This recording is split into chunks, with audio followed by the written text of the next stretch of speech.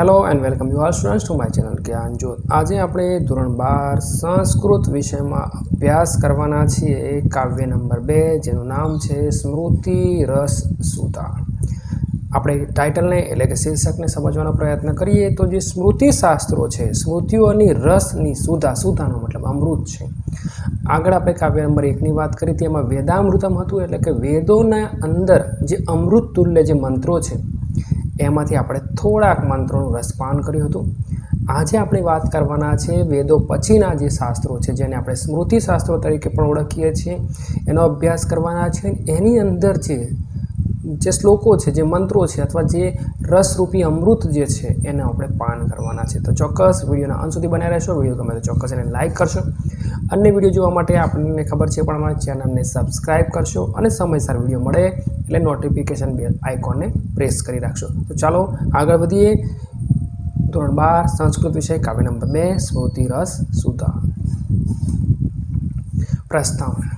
ખાસ વિદ્યાર્થી મિત્રો ધ્યાન રાખવાનું છે કે ઘણીવાર શું છે કે આપણે ક્લાસમાં પણ પ્રસ્તાવનાને કદાચ સાઇડ લાઇન કરીએ છીએ કે નથી સમજવું કે ચાલે કે કોર્સમાં નથી એમ સમજીએ છીએ। તો એ બેકગ્રાઉન્ડ પૂરું પાડે છે ભાઈ પ્રસ્તાવના જરૂરી છે। પ્રસ્તાવના દ્વારા ધીમે ધીમે આપણને અભ્યાસ એટલે કે જે કન્ટેન્ટ છે જે પરીક્ષાલક્ષી કન્ટેન્ટ છે એક્ઝામ ઓરિએન્ટેડ જે છે એ તરફ આપણે આગળ વધીએ છીએ। એટલે પ્રસ્તાવના બિલકુલ જરૂરી છે।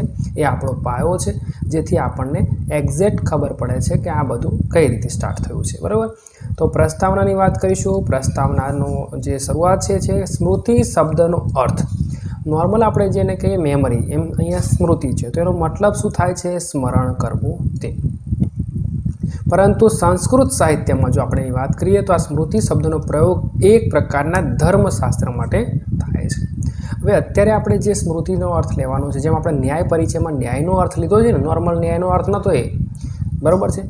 તો એ જ રીતે અહીંયા સ્મૃતિનો પણ જે મતલબ છે એ એક ધર્મશાસ્ત્રની વાત કરી છે। એને કહ્યું છે સ્મૃતિ શાસ્ત્ર। મનુસ્મૃતિ હોય કે પિતામહનું ભીષ્મ સ્મૃતિ હોય આ પ્રકારના જે સ્મૃતિ શાસ્ત્રો છે એમની આપણે વાત કરવાની છે।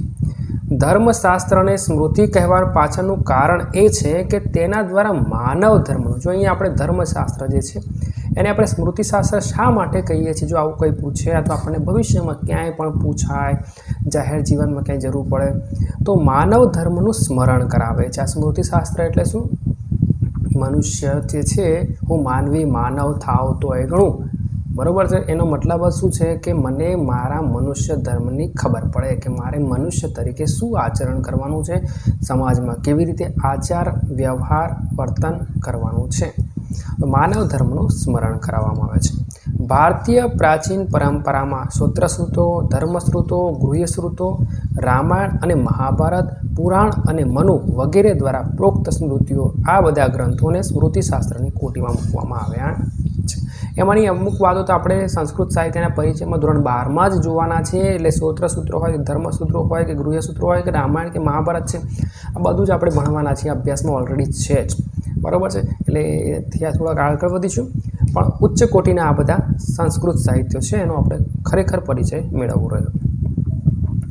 અહીં યાદ રાખવું જરૂરી છે કે સ્મૃતિ પ્રોક્ત એટલે કે સ્મૃતિમાં કહેવાયેલું પ્રોક્ત એટલે સંસ્કૃત શબ્દ પ્રોક્ત એટલે કહેવું ધર્મ પરત પ્રમાણ છે। આ શબ્દને થોડુંક સમજવું પડશે હું એને સમજાવું છું પણ આગળ પહેલાં જોઈ લે।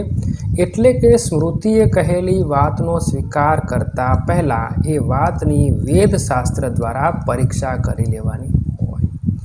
હવે આપણે એક સરળ ભાષામાં હું તમને કહું કે બોર્ડની એક્ઝામ છે કોઈ પણ એક્ઝામમાં તમે કોઈ જવાબ લખ્યો છે અને તમારી ટેક્સ્ટબુકમાં કદાચ અલગ છે અને તમારી ગાઈડમાં કે ટ્યુશન ક્લાસીસમાં કોચિંગ ક્લાસીસમાં ક્યાંક અલગ લખાયો છે તો સાચો જવાબ કયો ટેક્સ્ટબુકનો જવાબ સાચો બરાબર ને બાકીના બધા જવાબો ખોટા ભલે પછી તમે ગમે તે મટીરિયલમાંથી લાવ્યા હોય ટેક્સ્ટબુક છે।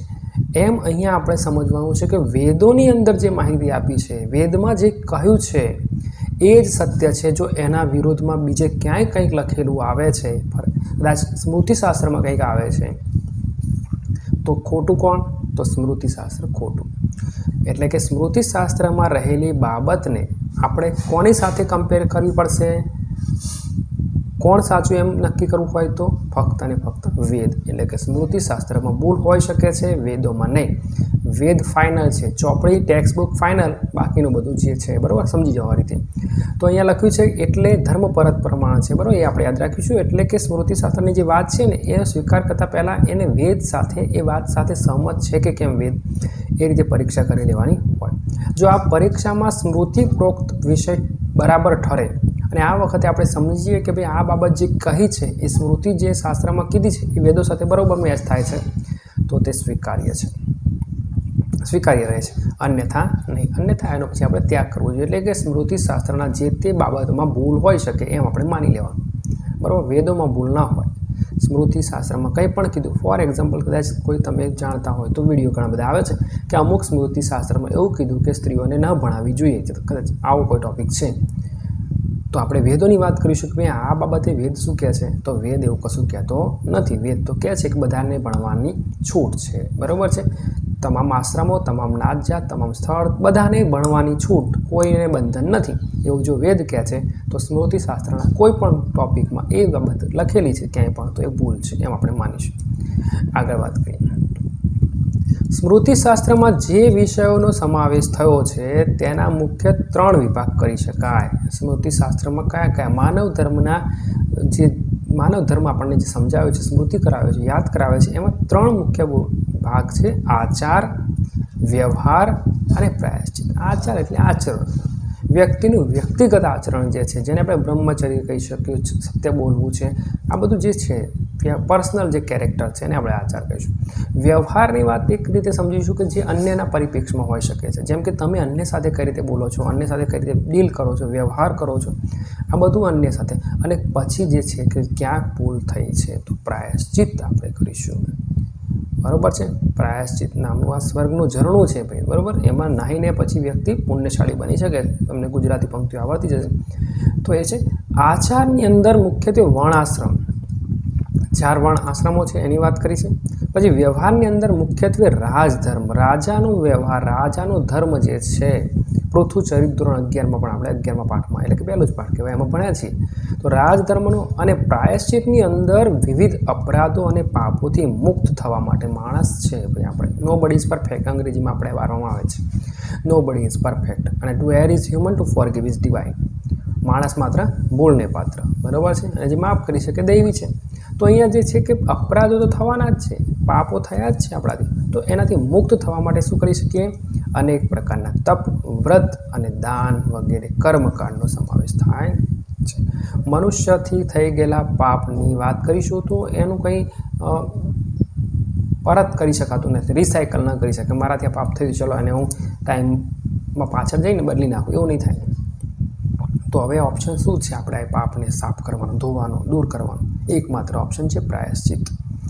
અને એના માટે સાથે સાથે અહીંયા આપ્યું છે તપ, વ્રત અને દાન બરાબર. મોટા ઋષિમુનિઓ પણ કંઈક ભૂલ થઈ જાય એટલે એ તપ કરે, કંઈક પ્રોબ્લેમ થયો એટલે 3 દિવસનો ઉપવાસ કરે, એટલે શરીર મનને એ સમજાવે કે ભાઈ હવે આવું રિપીટ ન થવું જોઈએ બરાબર. કોઈ પણ ખોટી બાબતમાં એ ગયા હોય અથવા એમનું મન ચંચળ હોય ને કશું થઈ ગયું છે, ભૂલ થઈ છે, તો તપ કરવું પડે, વ્રત કરવું પડે અને દાન કરવું પડે.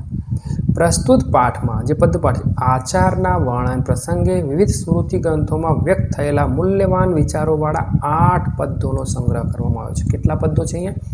8 પદ્યો આપણને આપેલા છે. પ્રથમ પદ્યમાં જોઈએ તો શું કહે છે? પ્રથમ પદ્યમાં અધર્મનું આચરણ કરનાર વ્યક્તિના જીવનના કેટલા તબક્કા છે ભાઈ? 4 તબક્કા વર્ણવ્યા છે. પરીક્ષામાં વિદ્યાર્થી મિત્રો યાદ રાખવાનો છે. 3 માર્ક્સનો પ્રશ્ન, સમીક્ષાત્મક નોંધમાં આવે, ગમે ત્યાં આવે, કદાચ સંદર્ભમાં પૂછાય, જ્યાં પૂછાય IAB પ્રશ્ન છે. અધર્મ આચરણના કેટલા તબક્કા છે એવું પણ પૂછાય, તો કયા કયા છે એ પણ પૂછાય, 4 છે, અને કઈ રીતે ગમે તે રીતે પૂછે આપણને કન્ટેન્ટ આવડે તો એ છે. બીજા પદ્યમાં સમાજમાં નારીની સ્થિતિ કેવી હોવી જોઈએ બરાબર છે. નારીની સ્થિતિ એટલે આમાં થોડી વાર પછી, થોડા સમય પછી પુરુષની સ્થિતિ પણ કદાચ બગડી શકે છે, પણ હાલ નારીની સ્થિતિની વાત કરી છે કે નારી કેવી હોવી જોઈએ તેનું રેખાચિત્ર છે.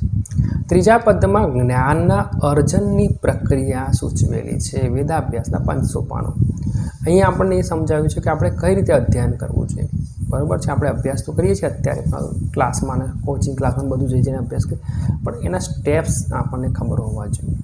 ચોથામાં વિપ્ર એટલે કે બ્રાહ્મણ માટે અધ્યયનનો, બ્રાહ્મણ એટલે ટૂંકમાં બધા માણસ હોય છે, જે અભ્યાસ કરે છે એ બધા બ્રાહ્મણ છે.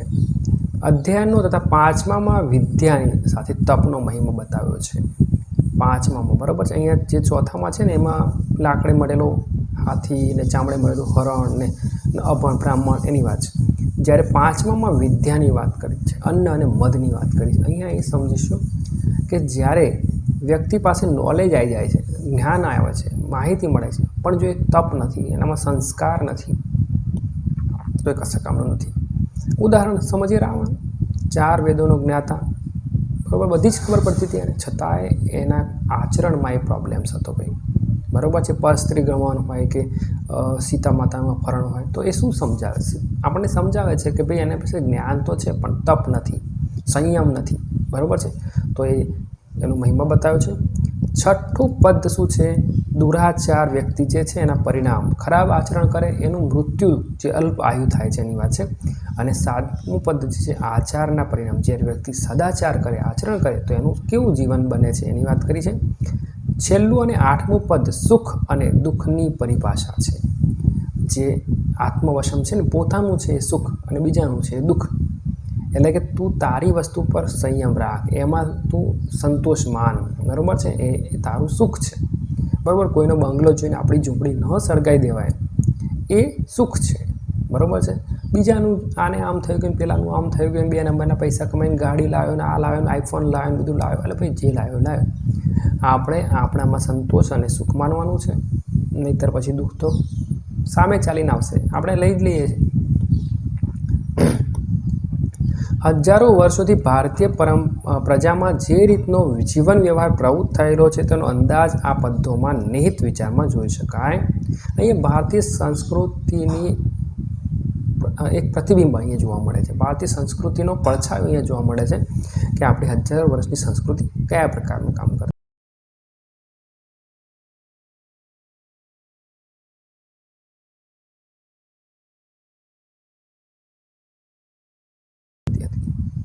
હવે પહેલો શ્લોક જોઈશું, ખાસ યાદ રાખજો. અધર્મ આચરણનું અંતિમ પરિણામ. અડોશ પડોશમાં અને સ્કૂલમાં બધે આપણે જોતા હોય કેટલાક વ્યક્તિઓ 2 નંબરના આચરણ કરતા હોય, ખોટા આચરણ કરતા હોય અને પછી સમૃદ્ધ થતા હોય, બરાબર છે.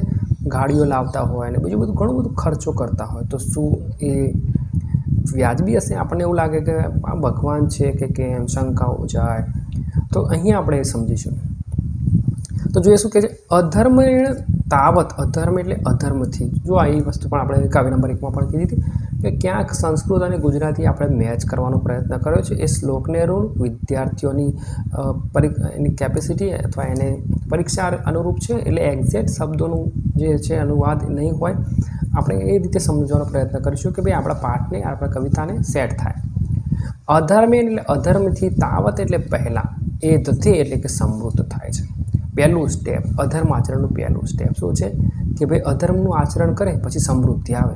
પોલીસવાળા હોય કે પોલીસવાળા બધા ના હોય, પણ જે હોય 2 નંબરના પૈસા કમાતા હોય. બીજા પણ હવે તો ડૉક્ટરોમાં પણ તમે જોયું છે વગર જોતા ઓપરેશનો કરીને, ડાબાના બદલે જમણો પગ કાપીને ઓપરેશન કરીને પૈસા કમાઈ લેતા હોય. તો અધર્મ આચરણથી પહેલું સ્ટેપ શું થાય છે? પૈસા આવે છે, સમૃદ્ધિ આવે છે. પછી શું થાય? તતઃ પછી ભદ્રાણી કલ્યાણને પશ્યતી જુએ છે. કલ્યાણ જુએ છે એટલે ફેસિલિટી લાવી દે ભાઈ. હમણાં જ નોકરી લાગ્યો તો વરસ થયું, બંગલો લીધો ને ગાડી લીધી, આ લીધું ને તે લીધું, તો એ થયું એની સમૃદ્ધિ, એનું કલ્યાણ થયું, બરાબર. પહેલાંમાં પૈસા આવી ગયા, પછી ફેસિલિટી લાવી દીધી. પછી ત્રીજામાં શું છે? તતઃ એટલે પછી સપત્નાન એટલે કે શત્રુઓ પર. હવે આ શત્રુઓ કયા પાછા એ સમજવું પડશે ખાસ. શત્રુ એટલે અહીંયા સજ્જન માણસોની વાત કરવાની છે. હવે સજ્જન અને શત્રુને કેમ મિસમેચ છે ભાઈ? તો એવું સમજીશો કે જે દુર્જન માણસો છે, જે અધર્મ આચરણ કરે છે, એના દુશ્મનો કોણ છે? તો એના દુશ્મનો એટલે સજ્જન માણસો. તો સજ્જન માણસો પર શું કરે છે? જયથી એટલે કે વિજય મેળવે છે. હવે જયથી વિજય મેળવે છે એનો મતલબ સમજીએ કે દુર્જન માણસ છે એની પાસે ફેસિલિટી જાય કે જે પૈસા છે, સમૃદ્ધિ છે, બધા સાધનો સંપન્ન થઈ ગયું છે. તો સામાન્ય માણસ જે સજ્જન છે એ એને પહોંચી વળતો નથી, બરાબર. એની કોમ્પિટિશનમાં આવી શકતો નથી, એટલે હારી જાય છે બિચારો. તો એ સમજીશું કે પછી એ શું કરે છે? દુર્જન માણસ સજ્જન માણસો પર વિજય મેળવી લે છે, એમના પર કંટ્રોલ કરી શકે છે, હાવી થઈ જાય છે. પણ છેલ્લું સ્ટેપ છે, આ ત્રીજું સ્ટેપ હતું બરાબર. આ અધર્મવાળું પહેલું સ્ટેપમાં સમૃદ્ધિ થઈ, બીજામાં કલ્યાણ જોયું, ત્રીજામાં શત્રુ પર વિજય મેળવ્યો અને ચોથામાં શું છે? સમૂલમ, સમૂળ ગોતું એટલે કે છેવટે અહીંયા થોડોક મેચ છે, વિનશ્યતિ એટલે કે નાશ પામે છે. અને ચોથા સ્ટેપમાં મૂળ સાથે સમૂળ નાશ પામે છે. હવે આનું એક સરળ ઉદાહરણ આપણને અગાઉ પણ ખબર છે, રાવણની જ વાત કરી લઈએ તો રામ અને રાવણ વચ્ચે યુદ્ધ થયું. એમાં કોણ? તો રાવણ એક્સપાયર થયો, મર્યો બિચારો, વધ થયું. તો શું એકલો રાવણ વધ થયો અને રાવણ જ મર્યો? ના, એના સંતાનો બરાબર છે, અક્ષય હોય કે એનો પુત્ર જે રાવણનો પુત્ર હોય, ઇન્દ્રજીત હોય, મેઘનાથ આપણે કે એના બધા ભાઈઓ પણ હોય, કદાચ કુંભકર્ણની વાત કરીશું, અથવા ત્રીજો એનો પુત્ર અહિરાવણ હતો, રાવણનો પુત્ર, બધા નાશ પામ્યા. એટલે કે મૂળ સાથે પરિવાર નાશ થઈ ગયો એનો, બરાબર છે. એટલે અધર્મ આચરણ કરવાથી શરૂઆતના તબક્કોમાં લાભ થાય છે, પણ એક સાથે બધું સાફ થઈ જાય છે. તમે આજુબાજુના પરિવારમાં જોતા હશો કે 2 નંબરના પૈસા કમાય એટલે વ્યક્તિને સમૃદ્ધિ મળે ચોક્કસ, પણ પછી એના સંતાનો જ એવા ઉડાવ પાકે, એવા ખોટા માર્ગે જાય કે પેલા ભાઈએ જે આખી જિંદગી ભેગું કર્યું હોય ને, 50 લાખ, 70 લાખ, 100 લાખ ભેગા કર્યા હોય, કરોડો ભેગા કર્યા હોય, પણ છોકરો ના ભણે, ના એનામાં કંઈક સંસ્કાર હોય, સંયમ હોય, બધું જ વેડફી જ નાખે અને કદાચ એનો પરિવાર જ સાફ થઈ જાય. કદાચ એવું બને કે ભાઈ ક્યાંક ગયો તો ઠોકાઈ ગયો ને એક્સપાયર થઈ ગયો, છોકરો ખલાસ થઈ ગયો, સમૂળગો નાશ પામે છે. આનું વાત સમજીએ. અધર્મી વ્યક્તિ જે છે ને, જેને આપણે દુર્જન કહીશું, અધર્મથી પહેલાં સમૃદ્ધ થાય છે, બરાબર, પૈસા ટકે સમૃદ્ધ, પછી કલ્યાણ, એની ફેસિલિટી તમે એને જોઈને તમને ઈર્ષ્યા આવે ક્યારેક, તો ઈર્ષ્યામાં આવી શકે તમને, તો કલ્યાણને જુએ છે. પછી તે શું કરે છે? શત્રુઓ પર, આ શત્રુઓ પર એકવાર સમજો, જે દુર્જન છે એના શત્રુઓ કોણ હોય? તો સજ્જન માણસો એના શત્રુઓ હોય, શત્રુઓ પર વિજય મેળવે છે. પણ છેલ્લા સ્ટેપમાં પરિવાર સાથે ભાઈ નાશ પામી જાય છે, આખો પરિવાર જ સાફ થઈ જાય. બીજા શ્લોકમાં આ પણ પરીક્ષામાં પ્રશ્ન પૂછાશે 3 માર્ક્સનો, કે સમાજમાં નારીની સ્થિતિ, અથવા જે પણ સ્મૃતિશાસ્ત્ર છે, સ્મૃતિકાર છે, એમના સ્ત્રી જે છે એની સમાજની સ્થિતિ વિષય પર એના વિચારો. તો આપણે જોઈશું શું કહે છે. સદા એટલે હંમેશા, પ્રહુષ્ઠ્યા એટલે આનંદિત, ભાવ્ય એટલે બનવો જોઈએ. સ્ત્રી સમાજમાં કેવી હોવી જોઈએ એની અહીંયા વાત કરીશું. તો એ હંમેશા આનંદિત રહેવી જોઈએ. ગૃહ કાર્યેષુ એટલે કે ગૃહ કાર્યોમાં દક્ષયા એટલે કે કુશળ હોવી જોઈએ. હવે પાછું આમાં એવું થાય કે ઘરના જ કામોમાં, ના, ઘરના કામોમાં નહીં. હવે તો આપણે થોડું એને વાઇડ એંગલથી પણ સમજવું પડે. ગૃહ કાર્યોમાં એટલે ઘરના જે પણ કામ છે, એ રસોઈની વાત તો કરી શકાય, પણ સાથે સાથે બીજા કામો છે, શિક્ષણ પણ હવે તો થઈ શકાય, નોકરી પણ કરી શકાય, બિઝનેસ, એ બધામાં એને શું કરવું પડશે ભાઈ? એક્સપર્ટ થવું પડશે, કુશળ થવું પડશે. એટલે 2 શબ્દો જોઈએ આપણે, એક આનંદિત હોવી જોઈએ અને ગૃહ કાર્યમાં કુશળ હોવી જોઈએ. સુસંસ્કૃત એટલે કે સારા ઉપસ્કરયા, રાચ રચીલાવાળી, ઘરની આની જે ફેસિલિટીઝ છે, બરાબર, ઘરમાં કંઈક આડું અવળું દેખાય, આપણને એવું લાગે, કોઈના ઘરમાં ગયા હોય ને આપણને થાય, તો આપણને ખબર પડી જાય કે ભાઈ આમાં આ સ્ત્રીનું જે મેનેજમેન્ટ છે એમાં પ્રોબ્લેમ છે. તો અહીંયા ઉપસ્કરયા એટલે રાચ રચીલાવાળી, અને વ્યય ખર્ચમાં કેવી હોય છે? ચ એટલે કે અને અમુક્ત હસ્તયા, અમુક્ત એટલે કરકસર કરવાની, મુક્ત એટલે છૂટા હાથે વાપરે એવું, અમુક્ત છે, કરકસરયુક્ત બનવું જોઈએ. 3 વસ્તુ છે, 4 વસ્તુ છે. એક તો આનંદિત હોવી જોઈએ, કુશળ હોવી જોઈએ ગૃહ કાર્યમાં, પછી એનું રાજ રચેલું જે ઘરની ફેસિલિટીઝ બધી છે એ સંપૂર્ણ વ્યવસ્થિત હોવી જોઈએ, અને કરકસર કરતી હોવી જોઈએ. તો 4 જ શબ્દો આપણને આપ્યા છે, પણ જ્યારે આપણે એને સમજાવવાના થાય 3 માર્કના પ્રશ્નમાં, ત્યારે એને ડિટેલમાં સમજાવવું પડશે. એના જવાબો ઓલરેડી આપણે મૂકેલા છે, અને કદાચ એનો વિડીયો પણ થોડાક સમયમાં તમને અપલોડ થશે. બાકીના વિડીયો તમે જૂના જોઈ શકો છો, પણ હવે ધીમે ધીમે શું થયું છે કે AI ટેકનોલોજી આવે છે. ફોર એક્ઝામ્પલ, આ ઇમેજ AI જનરેટેડ છે, તો આપણે કંઈક ને કંઈક એડ કરતા રહીશું. જૂના વિડીયો ઓલરેડી મળી જશે આ જ કાવ્યના, પણ જેમ જેમ અપડેટ થતા જઈશું એમ નવું આવશે. તો અહીંયા તમે એક સ્ત્રી જોઈ રહ્યા છો, ભાઈ હાસ્ય દેખાઈ રહ્યું છે, તો સમજીશું. અનુવાદ: સ્ત્રીએ હંમેશા આનંદિત રહેવું જોઈએ. ઘરમાં કેવી હોય? આનંદિત હોવી જોઈએ. અને આપણને ખબર જ છે કે ભાઈ જો ઘરમાં, પરિવારમાં સ્ત્રી ખાસ કરીને, આમ તો પુરુષને પણ આનંદિત રહેવું જોઈએ, પણ સ્ત્રીની વાત કરીએ તો આનંદિત હોય તો એનો જે આગળનો વંશ વેલો છે, એના સંતાનો છે, એ પણ એ રીતે સ્વાભાવિક રીતે પેલે ઉતરી જેલી કડી જેવા ના થાય, અથવા ઇન્ટ્રોવર્ટ ના થાય, બરાબર, બહિર્મુખી થાય. બધું જરૂરી છે. ફિઝિકલી પણ ટ્રેન ના હોય, એટલે કે ફિઝિકલી સક્ષમ હોય, એટલે સ્ત્રી સક્ષમ તો એના સંતાનો સક્ષમ. સ્ત્રી સક્ષમ તો પરિવારને જે ફેસિલિટીઝ આપવાની છે, ભાઈ ફોર એક્ઝામ્પલ રસોઈની વાત કરીશું તો એ કે જમવા સાફ સફાઈ બધું કરી શકે છે, કારણ કે સ્ત્રી સક્ષમ છે, આનંદિત છે. ગૃહ કાર્યોમાં કેવી હોવી જોઈએ ભાઈ? કુશળ. અને એની જે ફેસિલિટી છે સારા રાજ રચીલાવાળી હોવી જોઈએ. અને ખર્ચમાં કેવી હોય? કરકસરયુક્ત બનવું જોઈએ. ઉડાવું ના થવું જોઈએ ભાઈ. બંને હળી મળીને આવક હોય એટલે જ આવક, પછી આમદની અઠ્ઠાની ખર્ચા રૂપિયા જેવું ના થાય. તો અહીંયા કરકસરયુક્ત હોવી જોઈએ. ત્રીજો શ્લોક આપણે સમજીશું અને આમાંથી પણ એક પ્રશ્ન પૂછાશે. વેદ અભ્યાસના 5 સોપાનો અથવા કેટલા સોપાનો છે, કયા? તો સૌથી પહેલું સ્ટેપ છે વેદ સ્વીકરણમ, એટલે કે વેદોનો સ્વીકાર કરવો. આ સરળ અને પહેલું સ્ટેપ, એટલે કે જે આપેલું છે આપણે ટેક્સ્ટ બુક વાંચીએ તો એમાં શંકા કુશંકાઓ ન કરીએ, સ્વીકાર લેવાનું એ છે. પૂર્વે એટલે કે પહેલું સ્ટેપ છે વેદોનો સ્વીકાર કરવાનું છે. પછી વિચાર એટલે મનન કરવું, બરાબર. પછી આપણે એને મનન કરવાનું છે, રિપીટ કરવાનું. અભ્યાસ કરવો, જપ કરવો એટલે કે જાપ કરવો. આ 4 સ્ટેપ છે. સ્વીકાર કરો, મનન કરો, અભ્યાસ કરો, રિપીટેશન વારંવાર અભ્યાસ કરો અને પછી જાપ કરો. તદ્દાનમ, અને છેલ્લું સ્ટેપ ખાસ છે તેનું દાન કરવું. ચ એટલે અને એવ એટલે જ, કોને? શિષ્યેભ્યો, શિષ્યોને દાન કરવાનું છે.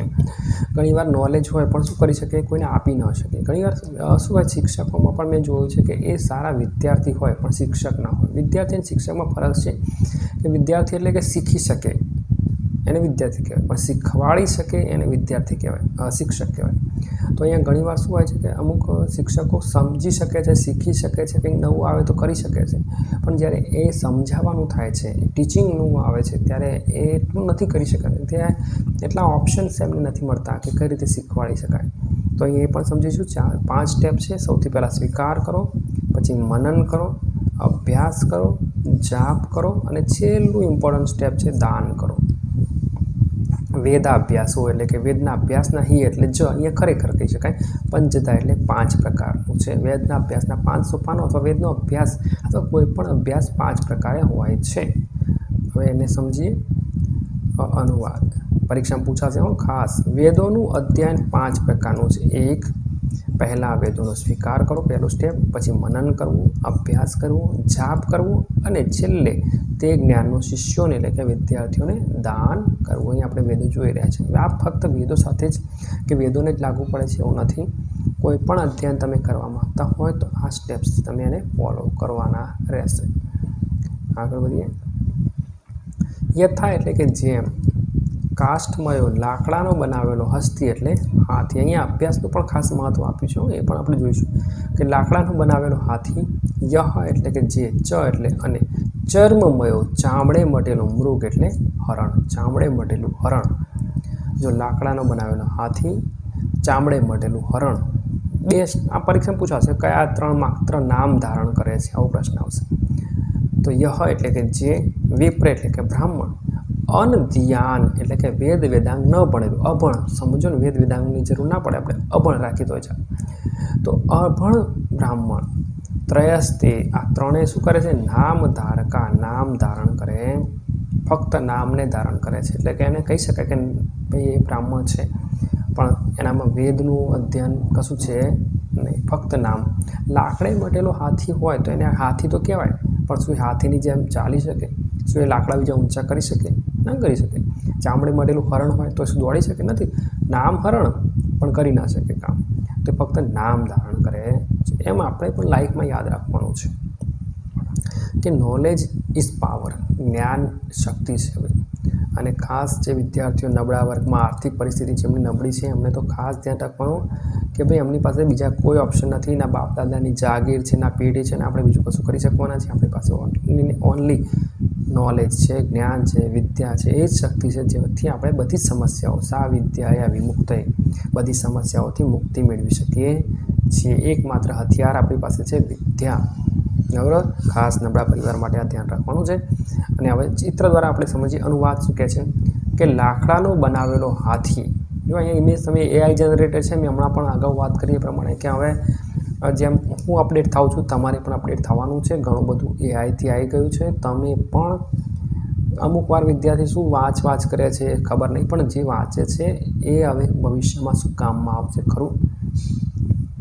એટલે ડિમાન્ડ એન્ડ સપ્લાય ઇકોનોમિક્સનો આપણે વાત કરીશું તો કે દુનિયાને શું જોઈએ છે તમારે શીખવું પડશે. તમને શું આવડે છે એનાથી હવે દુનિયા ચાલતી નથી. તમને જે આવડતું હોય, પણ દુનિયાને શાની જરૂર છે.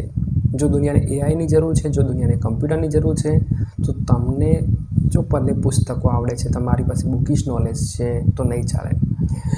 ફોર એક્ઝામ્પલ એક સરળ વાત કરું કે તમારે તરવું છે તો તમે ચોપડી વાંચીને તરી ન શકો. પાણીમાં તરવું છે તો ચોપડી વાંચીને તરાય કે ભાઈ હવે આમ કરો અને હવે આ કપડાં બદલો અને સ્વિમિંગ સૂટ પહેરો અને પછી પહેલો હાથ હલાવો અને બીજો હાથ હલાવો, શ્વાસ બંધ કરો. એવું વાંચીને તરતા શીખાય નહીં, એના માટે પાણીમાં પડવું પડે. એમ અહીંયા પણ યાદ રાખીશું કે ભાઈ શાની જરૂર દુનિયાને છે એ મારે શીખી લેવું પડશે. ફક્ત ચોપડીનું જ્ઞાન ચાલે નહીં. ચામડે મળેલું હરણ, વેદ વેદાંગ ન ભણેલો બ્રાહ્મણ. વેદ વેદાંગ ન ભણેલો એટલે નામ ગણી, અને આ બ્રાહ્મણનો મતલબ સીધો છે કે જન્મથી એ વખતે હતો કે ભાઈ આ કુળમાં જન્મે એટલે એને આપણે બ્રાહ્મણ કહી શકાય. પણ એનામાં જો અભણ છે તો એ ફક્ત નામ ધારણ કરે છે. જો એને વેદનું કશું અધ્યયન નથી કરેલું તો ફક્ત નામ ધારણ કરે છે. તો એ આ ત્રણેય ફક્ત નામ ધારણ કરે છે, એમનામાં એવા કોઈ ગુણ છે નહીં. યાદ રાખજો, ફક્ત નામ ધારણ કરે છે. ઘણાનું નામ હસમુખ હોય, કમલ નયન હોય, કોઈનું કમલેશ હોય, આવા નામ હોય પણ એવું કશું ગુણ ના હોય. હસમુખ હોય પણ બિચારું હસતો જ ના હોય, બરાબર, એવું બને, બરાબર. તો એ વસ્તુ છે. આગળ વધીશું. હવે 5મો શ્લોક શું કહે છે? યથા એટલે કે જેમ, અન્નમ એટલે કે અન્ન, મધુ સંયુક્ત મધથી યુક્ત હોવાનું. અહીંયા અનાજ અને મધની વાત કરી છે. બંને ગુણવાન છે, પણ જો બંને સાથે મળી જાય તો વધુ સારો લાભ થઈ શકે ભાઈ. તો જો લખ્યું છે યથા અન્નમ મધુ સંયુક્તમ વા, વધુ એટલે કે મધ, વા એટલે કે અથવા, કે અન્યે અન્યથી, સંયુક્તમ જોડાયેલું. એટલે અહીંયા અનાજ અને મધ સાથે ખાઈએ ને, કદાચ ગામડાઓમાં હજુ ચાલતું હોય તો ઘઉંની હોય કે બાજરીની રોટલી પર મધ લગાવીને ખાવાની સિસ્ટમ હતી. મેં ખાધેલું છે એટલે કહું છું. આવા તો જો કે મધ એ નકલી થઈ ગયા છે, બધું ચાસણીવાળા, પણ ઓરિજિનલ મધ હોય અને અનાજ સાથે એટલે કે બાજરીના રોટલા સાથે તમે ખાઓ તો એ જે ફિલિંગ છે અથવા એ જે લાભો થવાના છે એ બમણાઈ ડબલ થઈ જાય છે. તો અહીંયા સમજીશું. એ જ રીતે શું કહે છે? એવમ એમ તપ વડે, ચ એટલે કે અને, વિદ્યા એટલે કે વિદ્યા વડે, ચ એટલે અને, સંયુક્તમ એટલે કે જોડાયેલું, ભેષજમ એટલે કે ઔષધ, મહત એટલે શ્રેષ્ઠ છે. અહીંયા બે વસ્તુ સમજવાની છે કે મધ અને અનાજ જેમ સાથે મળે શ્રેષ્ઠ લાભ થાય, એમ વિદ્યા અને તપ જો સાથે મળે ને તો શ્રેષ્ઠ ઔષધ સાબિત થાય. બંને ઔષધો જ છે. મધ અને અનાજ શ્રેષ્ઠ ઔષધ છે. તપ અને વિદ્યા સાથે મળે તો શ્રેષ્ઠ ઔષધ છે. હમણાં આપણે અગાઉ પણ વાત કરીએ કે વિદ્યા તો રાવણને પણ હતી, તો ચાલ્યું ના ચાલ્યું નહીં, કારણ કે એનામાં તપ નહોતું, એનામાં સંયમ નહોતું. બંને હોવો જરૂરી છે. ભગવાન રામ પાસે વિદ્યા પણ હતી અને તપ પણ હતું, સંયમ પણ હતું. કોઈ પણ તીર છોડવાનું હોય, કોઈનો વધ કરવાનો હોય તો વિચારીને કરે, સંયમથી કરે, બરાબર છે. તો એ આપણે અહીંયા સમજવાનું છે. બંને સાથે હોવું જરૂરી છે.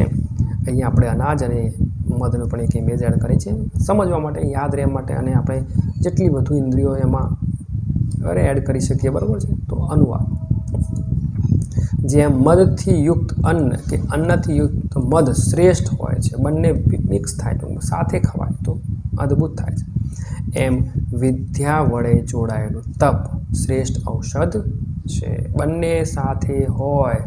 આજકાલની શાળાની જ વાત કરું તો વિદ્યાર્થીઓ સ્માર્ટ થઈ રહ્યા છે, હોશિયાર થઈ રહ્યા છે, ભણી રહ્યા છે, પણ સંસ્કાર નથી આવી રહ્યા. કારણ શું છે કે બુકિશ નોલેજ છે. શાળામાં જવાનું, ભણવાનું, A B square, BC square, CA square કરી દેવાનું, sine square theta, cos square theta કરી દેવાનું, ભણી લે 90, 95, 100 માર્ક્સ. પણ ના શિક્ષકોનું સન્માન કરે, ના મા બાપનું સન્માન કરે, ના રસ્તા પર કોઈ ટ્રાફિકનું પાલન કરે, ક્યાંય પણ જોઈએ તો કચરો ફેંકે. મીન્સ કે કશું સંયમ નહીં, કંઈ શિસ્ત નહીં, તપ નહીં, કંઈ નહીં, ખાલી નોલેજ, અને એ પણ બુકિશ નોલેજ, પુસ્તકિયું જ્ઞાન. અને એના લીધે કદાચ ભારત દેશ એટલો બધો આગળ વધી શકતો નથી, વધી રહ્યો નથી. સાચી વાત છે, આપણે એને સમજવું પડશે. ફોરેન કન્ટ્રીઝમાં નાના બાળકોને પણ તમે શિસ્ત અને સંયમ જોશો. હરોળમાંથી, ક્લાસમાંથી નીકળવાનું, ફોર એક્ઝામ્પલ માસ ડ્રિલ માટે જવાનું છે કે કમ્પ્યુટર લેબમાં જવાનું છે, ક્યાંય પણ તો પાછળ હેન્ડ ફોલ્ડ કરેલા હોય, શિસ્તમાં એક લાઇનમાં હરોળબચ્ચ ચીનના તો એવા વિડીયો આવે છે, એવા કરતબ કરતા વિડીયો આવે છે, સંયમ સાથેના કસરત કરતા વિડીયો. અને આપણે અહીંયા જોઈએ તો વિદ્યાર્થીને કશી ખબર જ ના પડતી હોય આ બાબતમાં. નવી નવી ટેકનોલોજી હોય, ઇનોવેશન કરતા હોય. આપણને પેલું ચોપડી અને ચોપડીમાંથી પાછું જો સ્વાધ્યાયની વાત કરું, આ પાઠની જ વાત કરું કવિતાની, તો ચોપડીમાં 5 MCQ હોય અને મેં 6-7 લખાઈ દીધા. તો સાહેબ કે આ તો ચોપડીમાં તો નહોતા, 2 વધારે લખાયા તમે. અરે ભાઈ, ચોપડીમાંથી બધું નહીં પૂછાય. લાઈફમાં બધું બહુ સિલેબસ છે. ઇનોવેશન કરવું પડશે. વિદ્યાર્થીએ કંઈક એક્સ્ટ્રા પણ કરવું જરૂરી છે. તો જ દેશનો વિકાસ થશે, પરિવારનો વિકાસ થશે, દુનિયાનો વિકાસ થશે અને આગળ વધી શકાશે. હવે દુરાચારી માણસ, ખરાબ આચરણ કરનાર વ્યક્તિની શું હાલત થાય છે એને જોઈએ. દુરાચારી હિ એટલે અહીંયા ખરેખર અથવા એક રીતે નિપાત છે કે ભાઈ અહીંયા થોડું પ્રેશર આપવાનું છે, ભાર આપવાનો છે. પુરુષ એટલે પુરુષ, લોક એટલે આ સંસારમાં, ભવતી એટલે બને છે, નિંદિત એટલે કે નિંદાને પાત્ર બને કોણ?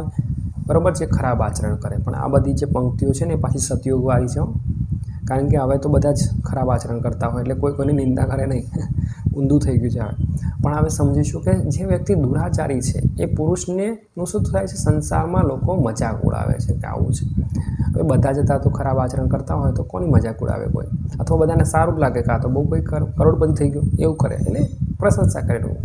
પણ આપણે આ પંક્તિને સમજીશું ઓલ્ડ રેફરન્સમાં, પ્રાચીન એન્શિયન્ટ રેફરન્સમાં તો શું કહે છે કે દુરાચારી વ્યક્તિ સંસારમાં નિંદાને પાત્ર બને છે, દુઃખના ભાગી બને છે, દુઃખનો ભોગી બને છે અને દુઃખની સમસ્યાઓ આવે, પ્રોબ્લેમ્સ આવે છે. અત્યારે કદાચ આપણને એવું લાગે કે નથી કોઈને, ભાઈ બાજુવાળા તો કમાય છે, કશું નુકસાન જ નહીં થતું એમને. તો અહીંયા છે કે દુઃખનો ભાગી બને છે, ભોગી થાય છે. એટલે અને સતતમ એટલે હંમેશા, વ્યાધિત એટલે કે રોગી બને છે. હા, ઘણીવાર શું હોય છે કે એને દુઃખ તો ક્યાંય હોય પણ એ બતાવતું ના હોય બિચારું, એવું બને. આપણે જોઈએ આ પડોશી કે દીકરો કે પૂછો બહુ કમાય છે, પૈસા છે, પણ એને ક્યાં દુખ્ય છે એ કહી શકે ને. પરિવારમાં સંતાનો સાંભળતા ના હોય, મા બાપના ઇસ્યુ હોય, પત્નીના ઇસ્યુ હોય, બાળક બધાના ઇસ્યુ હોય, પણ બિચારો બતાવી ના શકે. એ ફક્ત શું બતાવે? એના પૈસા, એની ગાડીઓ, બરાબર, એટલે ટૂર્સ ને અહીં ફરવા ગયો, ત્યાં ફરવા ગયો, બતાવે ઘરના પ્રોબ્લેમ્સ બિચારો. કારણ કે ઘણીવાર આપણને એવી જગ્યાએ વાગે કે બતાવી ના શકાય. એ પરિસ્થિતિ હોય છે એવી. તો અહીંયા સમજીશું કે દુઃખનો ભોગી બને છે ને હંમેશા રોગી બને, એને પ્રોબ્લેમ્સ આવે છે. અને અલ્પાયુ એટલે અલ્પાયુ થાય છે. એ હોય એટલે કે એટલે અને એની ઉંમર ઓછી હોય છે. ઉંમર ઓછી કે વધારે આપણે અત્યારે ન સમજીએ, આપણે એવું સમજીશું કે એને પ્રોબ્લેમ્સ તો આવે જ છે ભાઈ. ઘણા એવા હોય કે આખી જિંદગી બહુ જ કમાયા, બહુ બધું કર્યું, આયોજન કર્યું, રખડ્યા, બહુ કમાયા, પણ છેવટે એવા બીમાર થાય 2-5 વર્ષ સુધી જીવ જાય નહીં અને કોઈ ઘરમાં સેવાય ના કરે.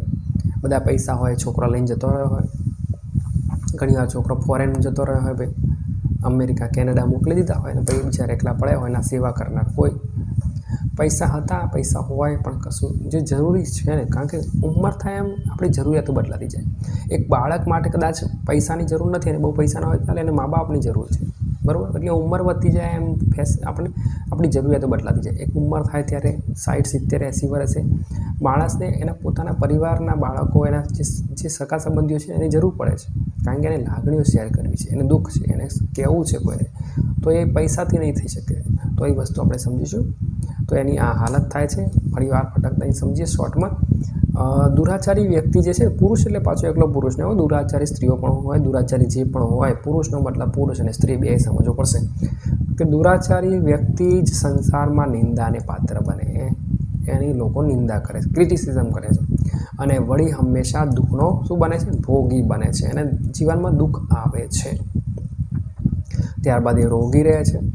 અને અલ્પાયુ એટલે ઓછી ઉંમર, અલ્પ અને આયુ એટલે ઉંમર, ટૂંકા આયુષ્યવાળો જ થાય છે, નાની ઉંમરે મરી જાય છે, એવું આપણે અહીંયા સમજવાનું છે.